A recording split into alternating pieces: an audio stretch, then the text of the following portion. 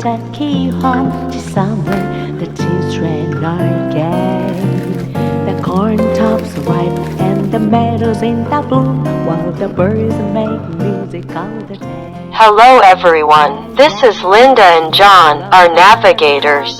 Hello everyone, is this chicken? Yes, this Japanese is trying to make chicken miso yakiniku, a dish his grandmother at the local chicken shop taught him when he was a child. It's a recipe from the Taisho era. Nice, but for a chicken dish, I would like to try the fried chicken at Sanders Cafe. What that? I hear that the fried chicken sold at the gas station in North Corbin, Kentucky, is ridiculously good. I decided to go to Kentucky for my next vacation. It's very well received right now. Wow, I have to hurry. By the way, there is another name for chicken in Japan, kasiwa. Why does chicken have an alias?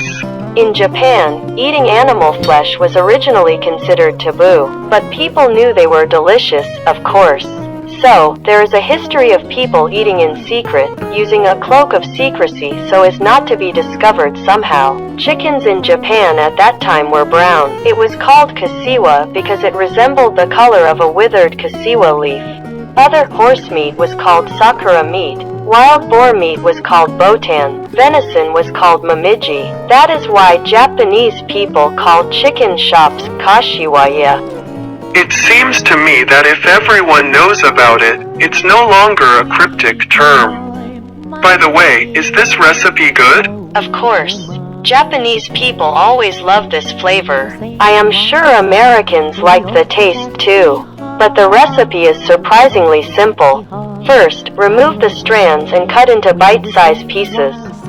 Which do you recommend using, thighs or breasts? Either one, whichever you prefer.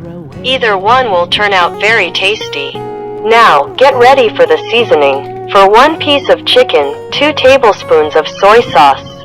It came out. Miso. Yes, a tablespoon of miso.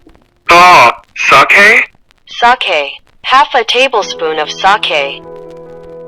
And mirin, it gives Japanese food a unique sweetness and gloss.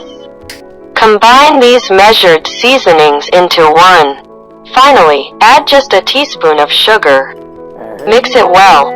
Mix gently to avoid splattering the precious sauce. Add the chicken to the sauce mixture. Mix well further. For those who have ice in the refrigerator, marinate the meat in the refrigerator for a couple of hours for extra flavor. If you don't have ice or time, you can bake it right away as is. It is delicious enough. Hey Linda, are you planning to buy an electric refrigerator? There is no way I could afford something that expensive. It is so expensive you could buy a house. Right. I'd love to have an electric fridge made by GE. It's a dream come true. Come on, let's go bake. You can use either a frying pan or a net. Do you have any tips for this dish? No tips. Just bake them carefully so they don't burn. Cooking with sake and mirin is characterized by a tendency to burn. Therefore, please cook over low heat to avoid burning.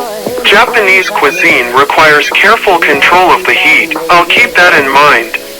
It is now slightly charred. When both sides are slightly browned, the dish is done. Be careful not to overcook. Check to see if there's any meat you forgot to turn over. Good grilling. It's done. Looks delicious. Ah, there's miso soup too. Japanese food always comes with miso soup. Japanese people eat fermented foods such as pickles and natto, as well as miso, at a fairly high frequency. Are Japanese people big fans of fermented foods? The reason is not only taste. Soon I will introduce you to the fermented foods of Japanese cuisine. I like that. I'd love to hear that story. Oh man, when I see it, I want to eat it. Kashiwa ku ite na. Huh? What did you say?